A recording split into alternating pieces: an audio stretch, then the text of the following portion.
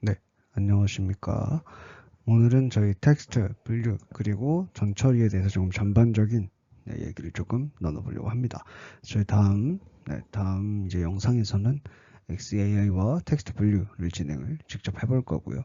지금 단계에서는 이제 정말 이제 전반적으로 텍스트를 분류하는 과정, 그리고 텍스트 분류 기법들은 어떤 것들이 있는지 이런 것들을 조금 살펴보도록 할게요. 자, 일단 먼저 텍스트 분류는 문서나 문장을 특정 카테고리로 자동 분류하는 기술입니다. 스팸 메일 필터링, 감정 분석, 뉴스 카테고리 분류, 아니면은 영화 리뷰 별점 분석 이런 것들이 있겠죠. 이만큼 다양한 분야에서도 활용이 되고 있습니다. 근데 요즘은 LMM이라고 해서 챗GPT나 제미나이 같은 굉장히 다양한 모델들이 많이 나왔습니다. 그래서 API를 활용해서 그런 챗GPT나 제미나이를 활용해서 이제 분류하는 방법들도 많이 나타나고 있어요. 근데 이제 그런 것보다 여러분들이 나중에 무언가를 만들기 위해서는 저는 원초적인 기법을 먼저 배워야 된다고 생각을 합니다.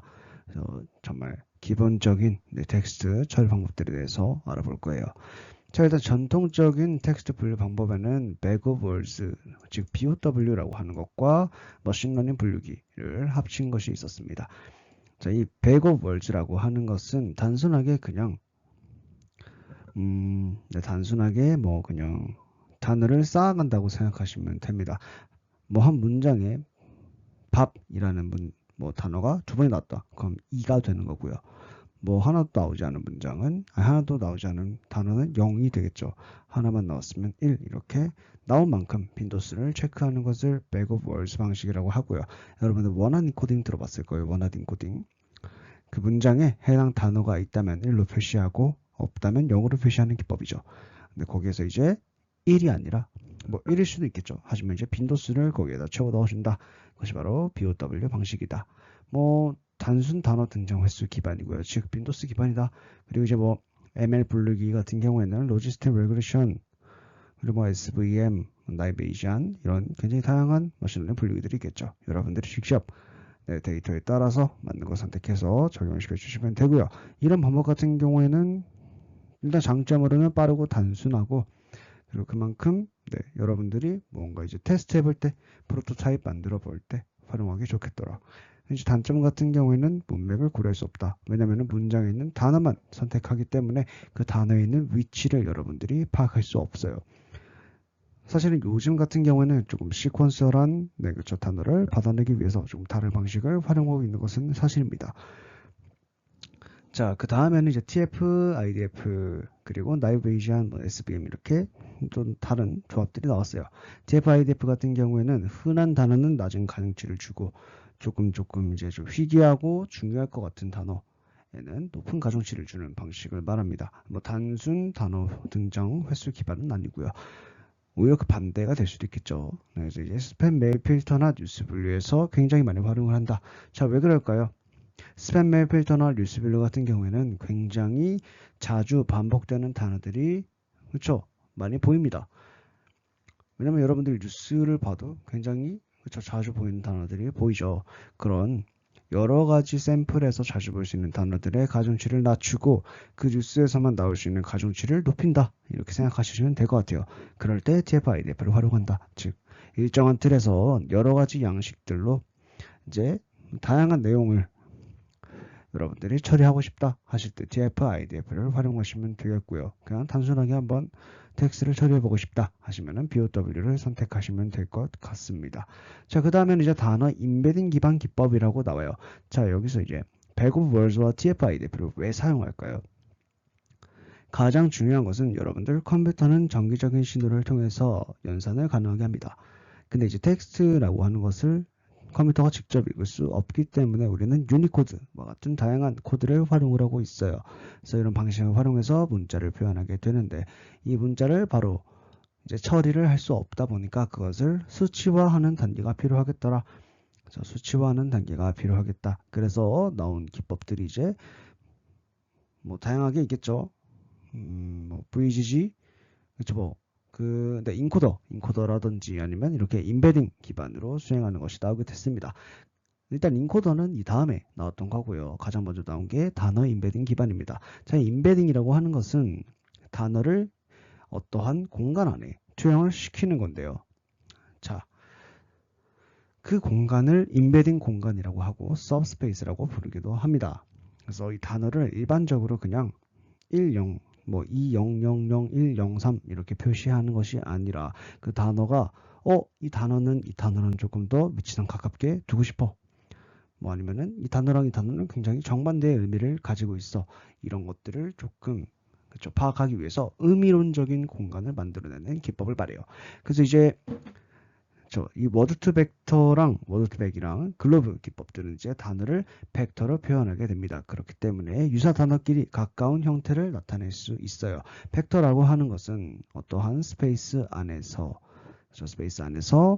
뭐 여러 가지 단어들이 분포해 있을 때 그것에 대한 분산이나 표준 편차나 혹은 절대적인 거리나 이런 것들을 반영시킬 수 있다는 것이겠죠. 그렇기 때문에 유사 단어들끼리 가깝고 유사하지 않은 단어를 정반대에 둠으로써 여러 가지 단어를 의미론적으로 표현할 수 있게 되는 겁니다. 자, 그래서 의미론적으로 수치화할 때 활용하는 기법을 단어 인베딩 기법이라고 합니다. 그래서 뭐 예시를 한번 살펴볼게요. 킹이랑 맨, 뭐 우맨 이렇게 해서 킹에다가 맨을 빼고 우맨을 더하면 퀸이죠. 그래서 이런 것들을 이 단어 인베딩 기법에서 활용을 해보실 수 있겠더라. 뭐 블루시 평균 패턴 댄스 레이어를 활용해라라고 하는데 이것은 이제 딥러닝에 가까운 기법들이고요. 저 댄스 레이어가 사실은 평균 벡터를 구하는 거겠죠. 뭐 나중에 여러분들 따라 공부해 보시면 될 것 같고, 그 다음에 이제 패스트 텍스트라고 하는 것이 있습니다. 이것은 이제 페이스북에서 만든 거고요. 모드 벡터의 확장판이기도 하고 서브월드 기반으로 동작이 되고 있습니다. 자, 한국어 등 형태소 기반 언어에서 성능이 우수하더라. 사실 영어, 여러분들이 사실 가장 많이 접하게 되는 데이터가 영어일 거고요. 영어 같은 경우에는 형태소 기반 언어가 아니기 때문에 굉장히 편합니다. 분석할 때도 편하고 사실 굉장히 간단한데 한국어 같은 경우에는 굉장히 어려운 부분들이 많겠더라. 동음 이어도 많고 뭐 문맥에 따라서 혹은 위치에 따라서 동일한 단어지만 다른 의미를 가지고 있는 경우들이 굉장히 많겠더라. 그래서 이럴 때 서버워드 기반으로 분석을 하게 되면은 더 좋은 효과를 얻을 수 있습니다. 그래서 한국어 같은 경우에서는 단어 인베딩 기법을 활용하실 때 패스트 텍스트 기법을 활용하시는 것이 더 효과적으로 여러분들이 활용하실 수 있을 거예요. 물론 이제 이 단어 인베딩 기법도 함을 같습니다. 물론 이것을 기반으로 해서 나타난 것이 딥러닝 기반 기법이기도 하지만 그렇죠, 많이 옛날 기법들이기 때문에 요즘은 잘 활용하지는 않겠더라. 그래서 이제 나온 것이 바로 딥러닝 기반 기법이다. 가장 먼저 나온 게 CNN for Text예요. 문장을 단어 인베딩 싱퀀스로 보고 CNN을 적용하는 것을 말합니다. 그래서 뭐 앵그램 피처에 강하다 뭐 이런 것들이 나타나 있는데 사실 이 CNN 같은 경우에는 간단하게 보시면 돼요. 약간 좀 공간적인 뭔가 패턴을 학습한다 이렇게 생각하시면 될 것 같고요. RNN 같은 경우에는 LSTM과 GRU라고 하는 알고리즘이 포함이 되어 있어요. 딥러닝 모델이 포함이 되어 있고 있는 순서와 문맥 반영이 가능하기 때문에 뭐예요? 약간 좀 시퀀스한 데이터를 그쵸 분류해내기 좋다. 사실 여러분들이 어떠한 단어를 나열해서 문장을 만들고 그 문장을 통해서 대화를 할 때는 그것은 모두 다 시퀀스로 이루어져 있어요. 여러분들이 괜히 예전에 국어 시험을 볼 때 문맥을 파악하면서 이 문맥에서는 이 답이 맞겠지. 그럼 0이가 정답이야. 이렇게 괜히 유추해낼 수 있는 것이 아니겠죠. 여러분들은 알게 모르게 공부를 통해서 학습을 통해서 이 문장이라고 하는 것이 시퀀스란 성질을 가지고 있구나라는 것을 여러분들이 이미 알고 있습니다. 그래서 뭐 이렇게 순서 문맥 반영이 가능한 RNN 기법이 나오게 됐고요. 하지만 이 RNN 같은 경우에는 긴 문장이 처리가 가능하지만 그레디언트 문제로 한계가 존재합니다. 자, 왜 그럴까요? 굉장히 유명한 한계점이긴 해요.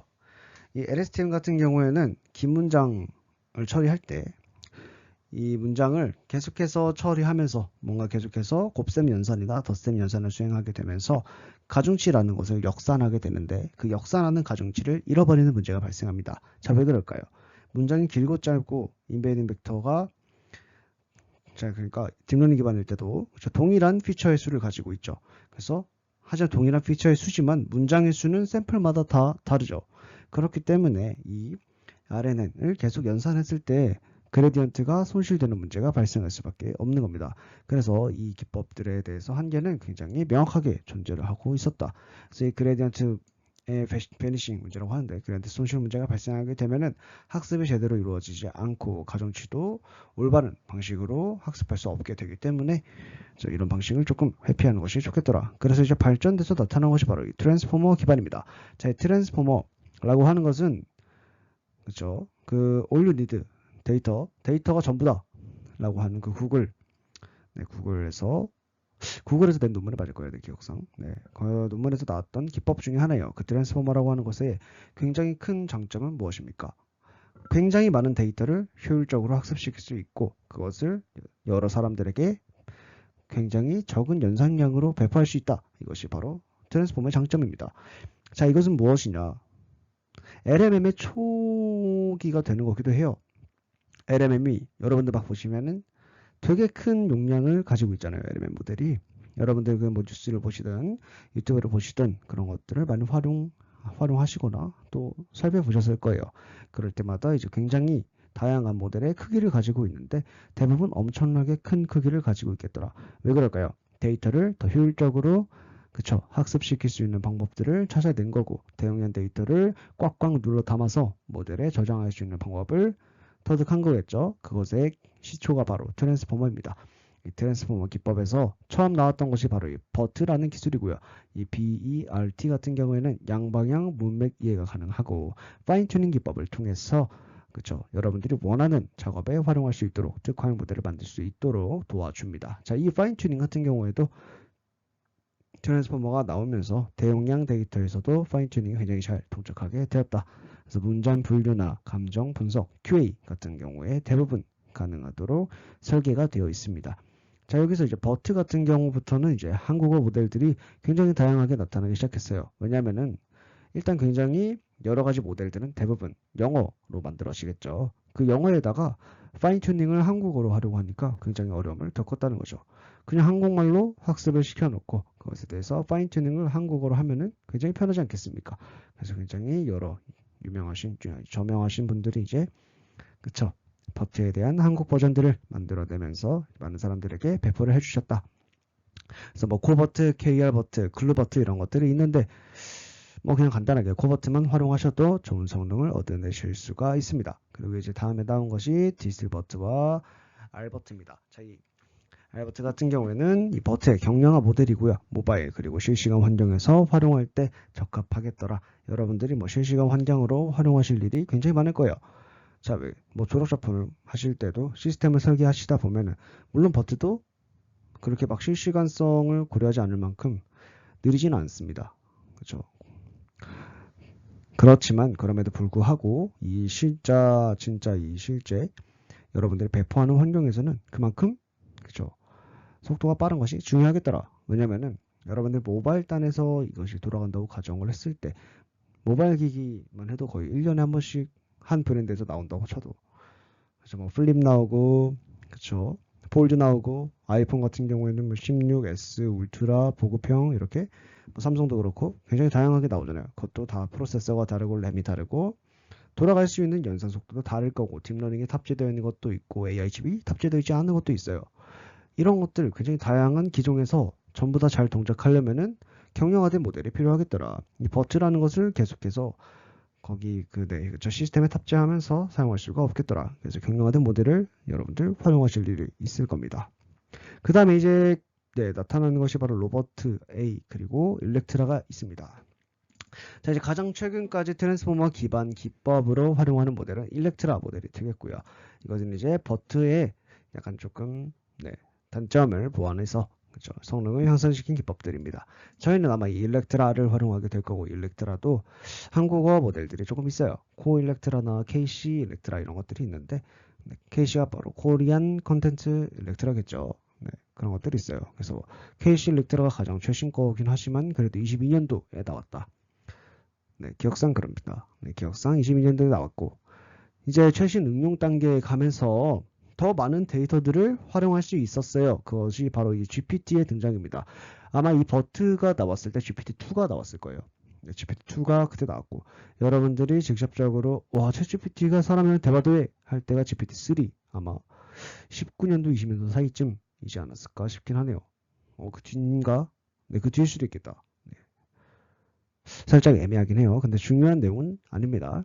그래서 이제 일렉트라가 나오고 난 뒤부터는 대부분 이제 챗GPT, 뭐 GPT-4 아니면은 뭐 라마 이런 네, 무료 오픈소스를 활용하기도 하고요. 그래서 이렇게 대형 언어 모델을 활용하게 되었다. 여기 이제 제로샷 클래시피케이션이 가능하게 되었어요. 제로샷 클래시피케이션 같은 경우에는 아무것도 아무 조건도 적용하지 않고 그냥 분류를 해보겠다. 뭐 이런 내용이라고 생각하시면 될 것 같습니다. 자, 그럼 이제 여기까지 해서 일단 텍스트 분류 방법에 대해서 알아봤습니다. 네, 그럼 이제 한번 실습을 진행을 해보도록 할게요. 자, 실습 코드가 살짝 바뀌었죠? 네, 조금 바뀌었더라. 그래서 이것도 그냥 한번 실행을 시켜보도록 하겠습니다. 자, 일단 가상 환경을 만들어 줘야겠죠.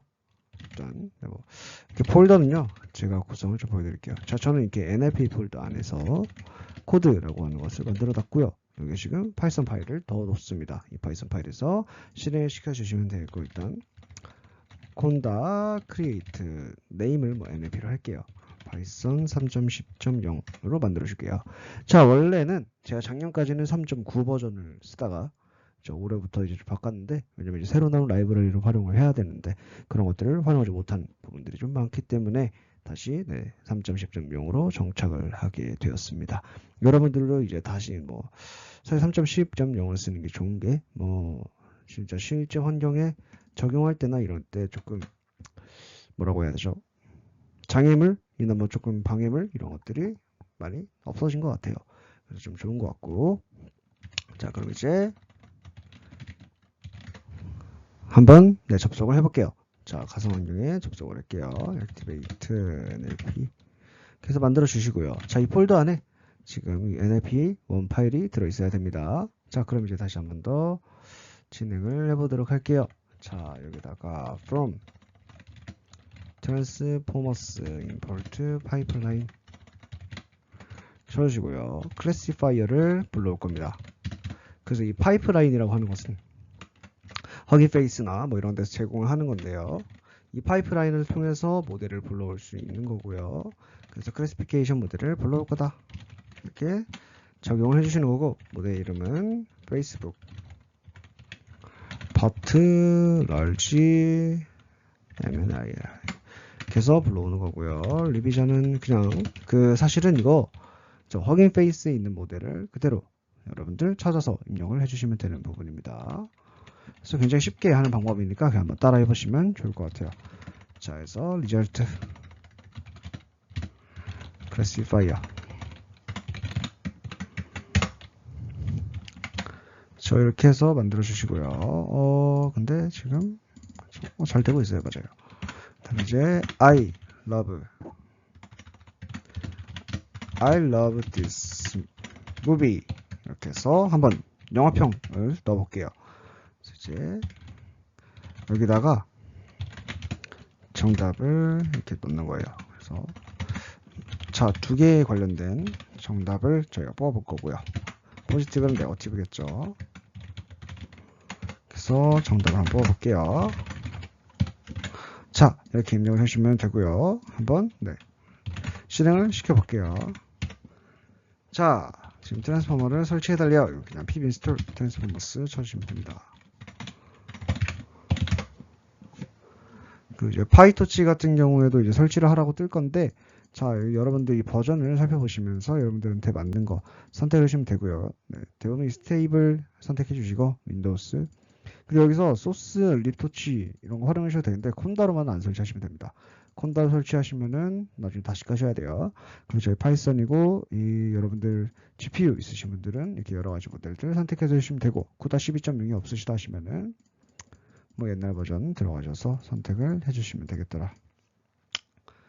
뭐 그렇게 해서 설치를 해주시면 되겠고요. 저는 CPU 버전으로 설치를 할 거니까 뭐가 잘못됐다, 그쵸? PIP로 이렇게 토치랑 토치 비전만 설치해 주시면 되고요. 아마 실행을 시키면은 토치를 설치하라고 할 거예요. 그래서 파이토치를 설치해달라. 파이토치 설치해 주시면 되고요. 파이토치 설치는 조금 오래 걸리기 때문에 잠깐만 대기하도록 하겠습니다.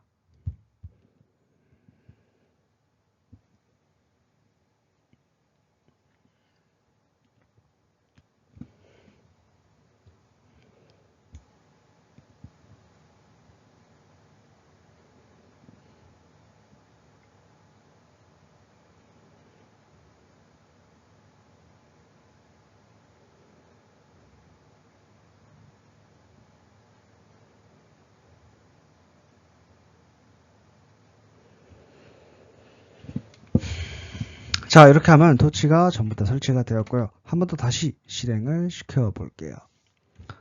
자, 이렇게 실행을 시켜 보면은 일단 자, 이렇게 실행이 됐습니다. 자, 디바이스는 지금 CPU로 지금 사용이 되고 있고요. I love this movie 라고 하는 것을 시퀀스 한 형태로 받았고, 레이블스는 포지티브와 네거티브, 그리고 스코어스가 이렇게 나왔습니다. 자, 지금 여기가 98%, 99% 정도가 되는 거고요. 포지티브의 99% 정도가 되겠더라. 그래서 이렇게 결과가 나왔다. 한번 헤이트를 한번 바꿔볼까요? I hate this movie로 바꿔볼게요. 그래서 다시 실행을 시켜보겠습니다. 자, 실행을 다 시켰어요. 그랬더니 레이블스는 네거티브가 나왔고요. 네거티브 거의 100%가 나왔다. 이렇게 해서 여러분들 그렇죠, 영화평을 분류하는 하나의 텍스트 분류기를 쉽게 한번 만들어 봤습니다. 자, 그럼 이번에는 텍스트 분류에 대해서 전 과정을 한번 살펴보고 어떠한 처리들이 필요한지 이런 것들 한번 살펴보도록 할게요. 자, 일단 텍스트 분류 여러분들이 굉장히 저희 간단하게 한번 실험을 해봤었어요. 이것도 텍스트 분류죠. 영화평에 대한 텍스트 분류였어요. 이게 굉장히 간단한데 뭐가 더 필요한가요? 사실 여러분들 저희 실제로 이제 작업을 수행할 때는 굉장히 다양한 데이터들이 나와요. 뭐 나 밥 먹었어가 네, 나 밥 먹었어가 뭐 일단 통상적인 언어로는 이게 맞는 표현이겠고, 이제 이것들을 쪼개다 보면은 뭐 밥, 먹, 뭐 이렇게 해서 먹다, 먹, 뭐 얻다 이렇게 구분이 될 거예요. 근데 이렇게 아니라 뭐 나 밥 먹었어 이렇게 표시가 될 수도 있고요. 나 밥 먹, 이렇게 오타가 될 수 있는 거예요. 근데 이것이 모두 같은 표현으로 아까 제가 썼던 것처럼 그렇죠. 없다. 이렇게 해서 뭔가 좀 구분이 돼야겠더라. 이게 똑같이 구분이 되어야 이 세 가지가 동일한 데이터로서 활용이 되겠죠. 즉 이런 것들이 분류가 돼야 되는 거고요. 오타도 사실 이게 동사예요. 동사 과거형이잖아요. 때문에 이 동사가 이렇게 동사처럼 데이터가 나와야 된다. 그래야 여러분들이 뭐 도우를 썼을 때 이렇게 이런 데이터를 얻으실 수가 있겠더라. 그래서 이 세 개 다 동일한 데이터지만 다른 의미를 가지게 될 수 있습니다. 그래서 이런 것들을 조금 더 해결하기 위해서 활용하는, 즉 반드시 거쳐야 되는 과정이 텍스트 전처리 과정인 거고요. 텍스트 전처리를 텍스트 프로세싱이라고 부릅니다. 그래서 언어 데이터의 특성상 불필요한 기호, 중복 표현, 대소문자 문제 등이 존재하기 때문에 모델 성능을 높이기 위해서는 데이터를 정제하는 것이 매우 중요합니다. 그래서 여러분들 저희가 해볼 것들은 기본 정제랑 토크나이제이션, 그리고 스타벌 리무벌, 그리고 노멀라이제이션이 있겠습니다. 그리고 마지막으로 인코딩을 한 다음에 이제 분류를 하는 작업이 들어가게 되겠고요. 자, 그럼 이제 한번 천천히 시작을 해볼게요. 가장 먼저 뭐 다양한 형태소 분석기들을 한번 사용을 해볼 거고, 이런 형태소 분석기를 통해서 여러분들 분석을 한번 수행을 해볼 거예요. 일단 R이라고 하는 것은 문자를 편집할 때 활용을 합니다. 뭔가 문자를 남기거나 아니면 이 문자를 제거할 때 많이 활용을 하고요. ldk.corpus starwords 해주시면 되고, from ldk.stem import 포터 스테머 월드넷 레미티저, 이게 그겁니다. 그 형태소를 잠시만요. 네, 저게 그 형태소를 쪼개서 진짜 그 형태소 본연의 원소만 남게 이렇게 변경해줘 원소화라고 하거든요. 그런 것들을 진행해 주는데 활용이 되고요. tags import OKT. 자, OKT 한국어 형태소 분석기를 활용하는 것 같네요. 자, 일단 NLTK를 다운로드 받아야 돼요. 다운로드 받겠습니다. OKT 다운로드 스타벌드 NLTK 다운로드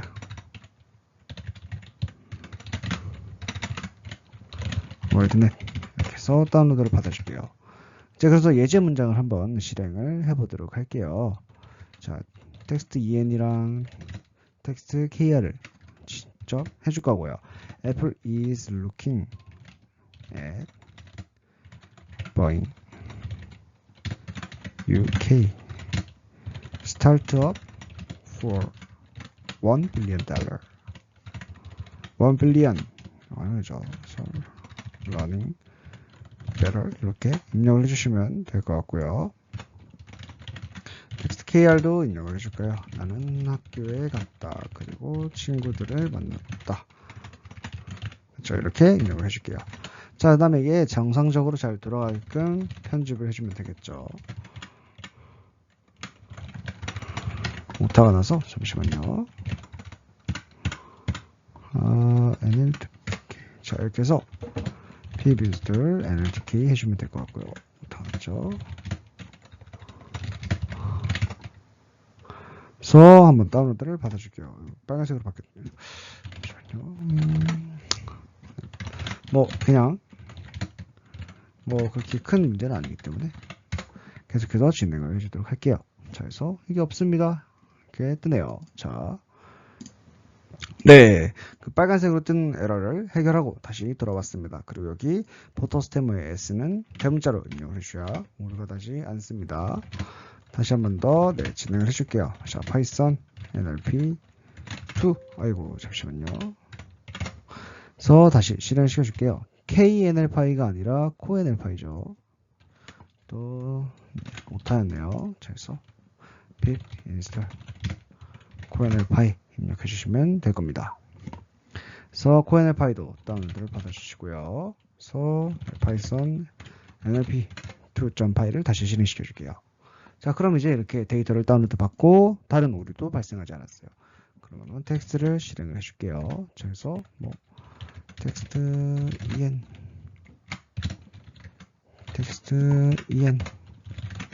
프린트 텍스트 kr 해서 다시 실행을 시켜줄게요. 그래서 이렇게 실행이 잘 된 것을 확인하실 수가 있습니다. 그래서 뭐 이런 것들 할 때 조금 구분해 주시면 좋죠. 저희 작업들을 구분해 주시면 좋고요. 자, 그럼 이제 다음 단계로 넘어가 보도록 할게요.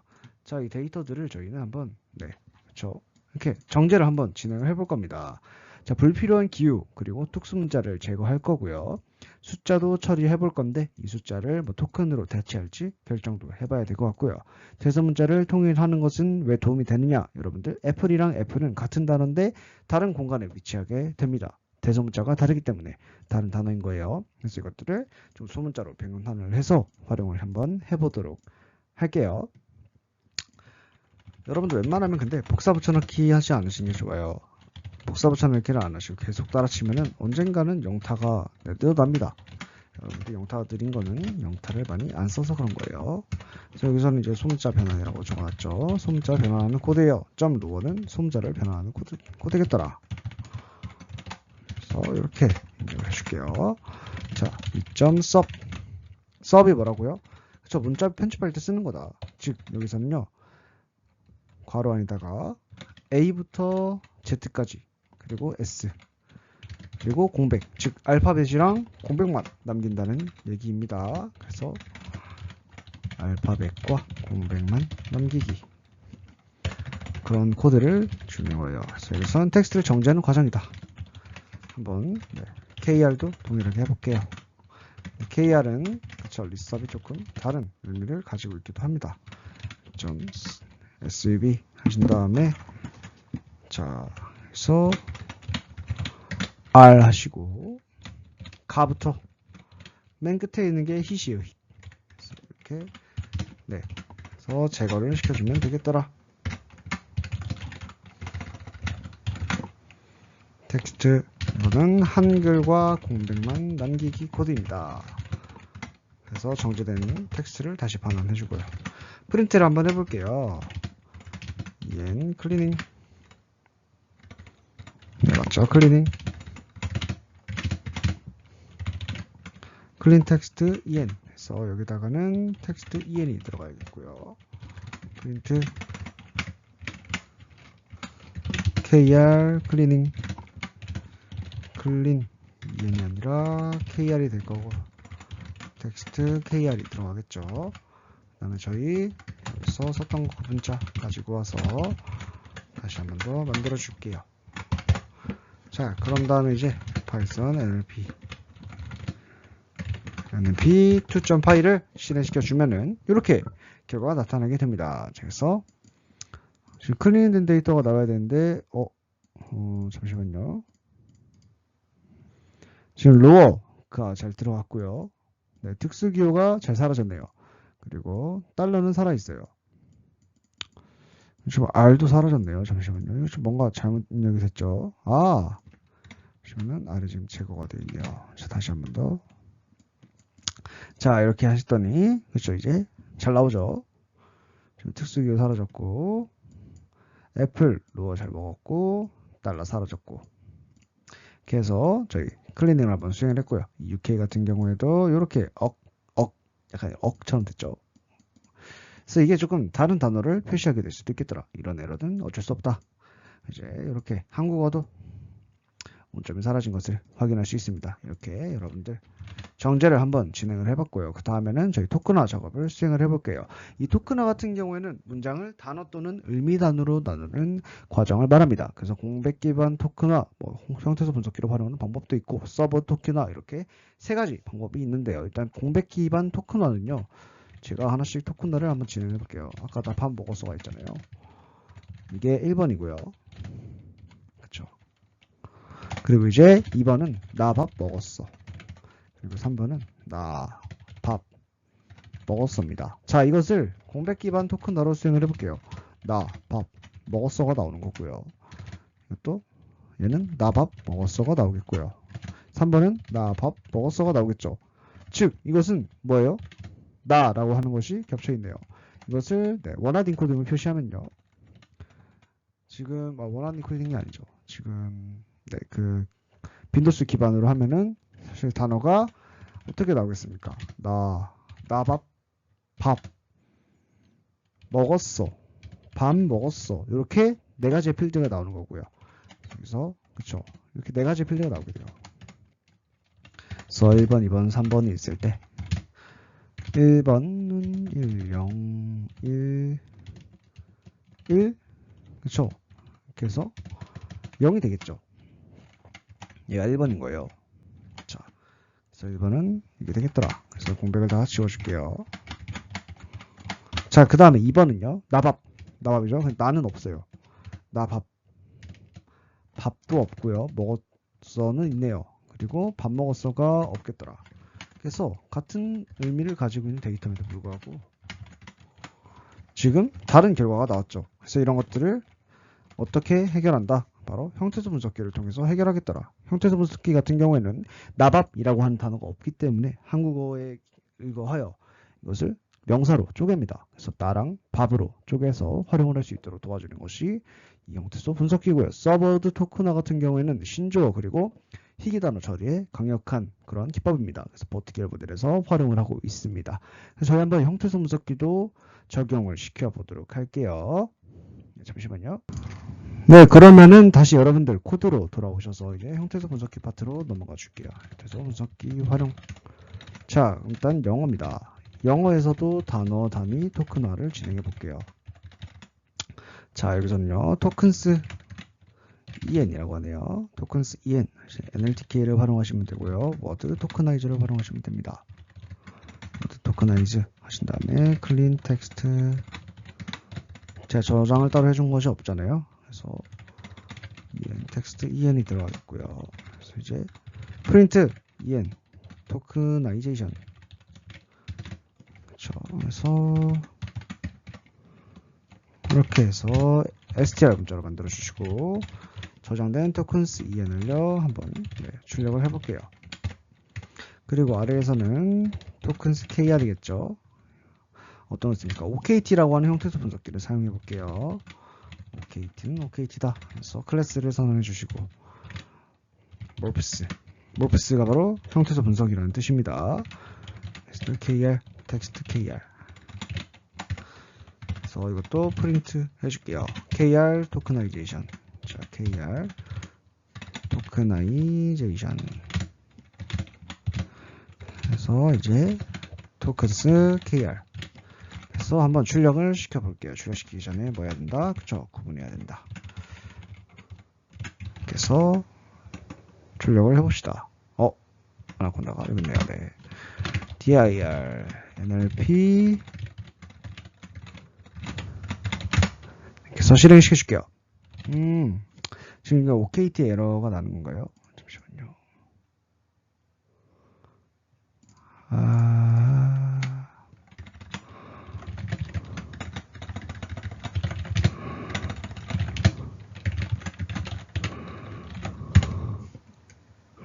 잠시만요. 네, 지금 알아봤는데, 네, 이 펑크 탭을 추가하지 않아서 그렇다고 하네요. 그래서, 여러분, 저 오류 확인할 때는 그냥, 네, 사실 뭐, 챗GPT 활용하시는 게 가장 좋고요. 그래도 오류가 나네요. 자, 이 오류는 무엇일까요? 바로 자바 홈 설정이 안 돼 있다고 하는 겁니다. 이게 지금 JVM not found exception이라고 하는 건데, OKT 형태에서 분석기는 자바를 통해서 돌아가기 때문에 지금 원래 환경 설정을 해주셔야 돼요. 근데 저희는 환경 설정에 대한 문제를 진행을 하지는 않을 거고요. 이게 굉장히 시간이 오래 걸리기 때문에 여러분들 한국어 처리는 한번 여러분들이 직접 찾아서 해보시면 좋을 것 같겠더라. 그래서 저희 OKT 부분은 넘어가도록 할게요. 자, 그 다음은 인코딩 단계입니다. 인코딩에서는 이전에도 말씀을 드렸죠. 텍스트를 숫자로 변화하는 과정을 나타내고 있고 BOW, TF-IDF, 월드 벡터, 그리고 버스트 텍스트, 패스트 텍스트, 그리고 글로브 이렇게 활용이 되고 있다. 이 글로브 같은 경우가 굉장히 많이 활용을 하고 있고 여기서 엘모라고 하는 것도 추가가 돼서 활용이 되고 있습니다. 서버드 기반 임베딩은 버트 같은 모델에서 활용을 하고 있고 트랜스포머 계열에서 주로 사용하고 있습니다. 그래서 이제 가장 여러분들이 최근 들어서 활용하기 쉬운 것은 바로 허깅 페이스의 오토 토크나이저입니다. 이 오토 토크나이저 굉장히 간단하고 좋아요. 그래서 여러분들 이걸 한번 활용을 해보도록 할게요. 자, 이거 한번 활용해 볼게요. 자, 그러면 이제 오토 토크나이저를 한번 사용해 볼게요. 자, 다 지우시면 안 되죠. 그래서 만들어 주시고 저 이제 세 번째 파일을 만들어 줄게요. 이쪽에다 알려주시고 이렇게 해서 오픈. 자, from transformers. 저희 아까 썼었죠. transformers 뭘 썼어요? 아까 분류할 때 썼었어요. 맞죠? 토크나이저 이렇게 해서 자, 버트 모델용 토크나이저 자동 로드. 자, 아까 버트라고 하는 트랜스포머 기반 모델이 있는데 그것을 자동으로 불러오게 할 수 있는 겁니다. 이게 바로 오토 토크나이저의 기본적인 기능인데 이게 지금 어디서 제공하는 거냐? 허깅 페이스라고 하는 모듈에서 제공을 하고 있고요. 트랜스포머 모델들을 자, 트랜스포머나 뭐 다양한 딥러닝 혹은 ML 모델들을 쉽게 학습되어 있는 를 쉽게 불러와서 활용할 수 있도록 도와주는 역할을 하고 있습니다. 그래서 한번 실행을 해볼게요. 자, 불러와야겠죠. 토크나이저는 오토 토크나이저입니다. from pre-trained 된 미리 학습되어 있는 버트를 불러올 겁니다. 버트 based uncased 이렇게 해서 불러올 거예요. 그래서 텍스트는 I love natural language processing. 그래서 토큰스 이렇게 그냥 토큰스 적어주시면 됩니다. 토크나이저를 여기서 불러야겠죠. 여기는 토크나이저를 여기서 가져와서 사용하는 겁니다. 텍스트를 입력합니다.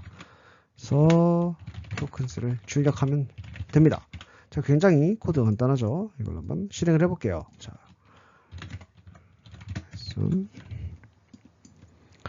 NLP 3.py. 자, 실행을 시켜주면은 토크나이저가 잘 수행이 되겠죠. 일단은 자동으로 불러오게 될 거고요. 지금 이게 버트라고 하는 것을 다운받고 있는 과정입니다. 지금 이렇게 토큰으로 활용이 된 거예요. 보시면은 1045 이것이 바로 단어 하나하나가 나타내는 그런 수치화된 공간 값이고요. 토큰 타임스 IDX가 다 0이고 어테션 마스크도 다 1이네요. 자, 이렇게 해서 구성이 되었습니다. 이렇게 굉장히 간단하게 수치화, 즉 토크나이제이션을 수행할 수 있습니다.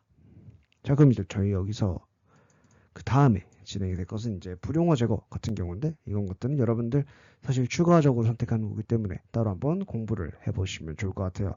그래서 저희 이제 다음 단계에서는 이 오토 토크나이저를 활용해서 제가 오토 토크나이저를 활용해서 텍스트 분류하는 방법을 조금 설명을 드리려고 합니다. 굉장히 간단해요. 그래서 뭐 사실은 전처리기 과정이 많이 필요하지 않습니다. 오토 토커나이저를 활용하면 웬만한 것을 다 쪼개서 토커나이징 해주기 때문에 네, 웬만하면 그냥 활용해도 될 정도로 굉장히 성능이 좋아서 오토 토커나이저를 활용해서 토커나이제이션 수행하고 그것을 인베딩 기법을 활용할 건데 인베딩 기법에도 굉장히 다양한 것들이 있었지만 저희 그냥 오토 토커나이제이션 쓴 모델을 그대로 딥러닝 모델로 활용할 겁니다. 그래서 인코딩된 모델을 불러와서 디코드 시키고 그래서 텍스트된 문자 데이터를 다시 정제하는 방법으로 분류를 진행해 보도록 할 거예요. 저희가 이번 수업 시간에서는 수업이 아니죠. 이번 강의에서는 저희 오토 토커나이저를 활용하는 방법까지 한번 배워봤겠더라. 굉장히 기본적인 과정이지만 시간이 꽤 많이 걸렸습니다.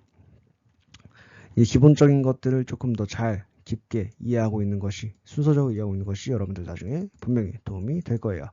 그래서 여기까지 저희 한번 NLP에 대해서 절반 정도 배워봤고요. 저희 다음에서 굉장히 다양한 것들을 한번 실습으로 진행을 해볼 예정입니다. 여러분들 고생하셨습니다. 감사합니다.